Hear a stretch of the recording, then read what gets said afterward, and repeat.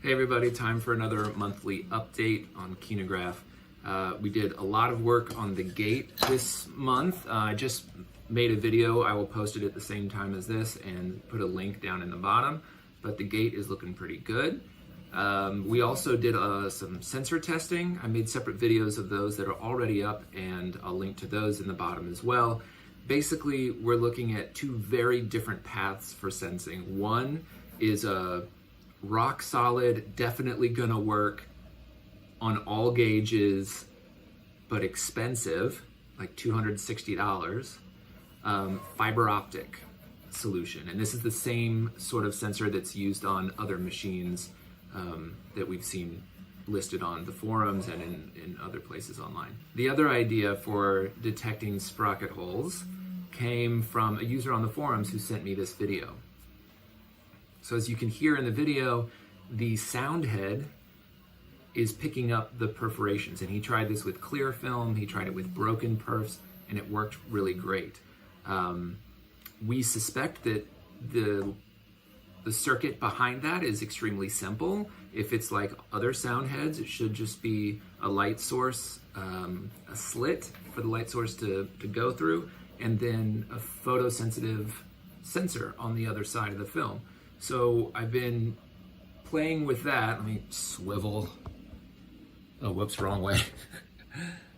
This looks like a giant mess, but basically this little test rig has a film loop, and it allows me to put in place different sensors and different light sources to try to recreate that test. I have not been successful so far, but I have more parts on the way.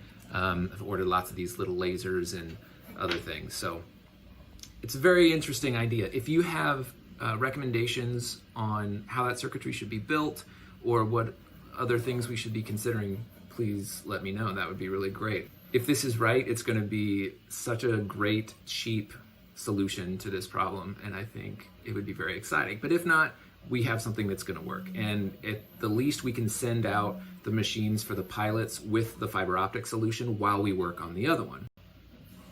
The motor issue that was discussed last time specifically was about maintaining constant tension, right? We have two setups. One is the feedback hubs that feed the motors with information about how they should adjust, and that it wasn't really working the way I wanted it to.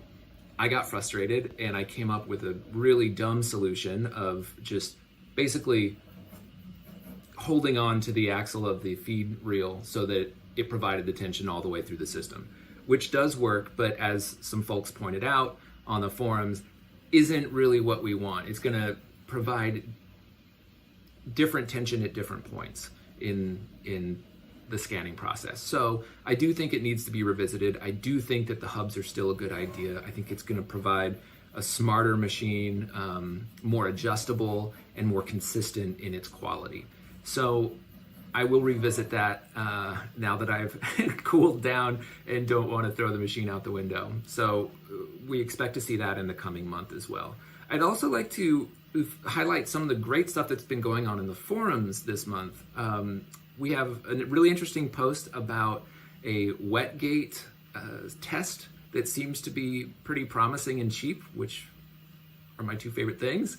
And also we've had a lot of great discussions with some folks around the FLIR cameras that we're gonna be using on this machine and setting them up, getting a high quality output from them, and all the struggles therein. So really happy to see everybody helping each other out on the forums, and please continue to post your questions there and share your results. We also have a really great thread going about 8mm scans and the different results people are getting from different imaging sensors, lighting setups, etc.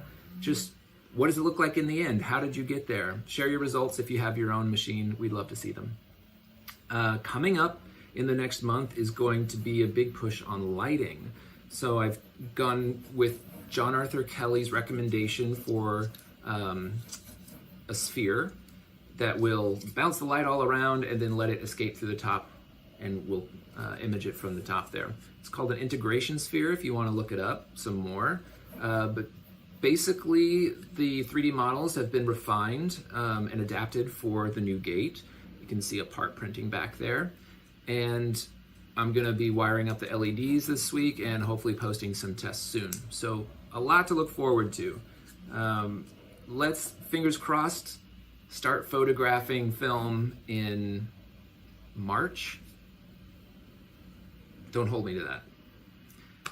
As always, please hit me up with your questions, your suggestions, your rants, your raves. I'm very much looking forward to moving this closer to a final machine that we can all use together. All right, have a great month, everybody.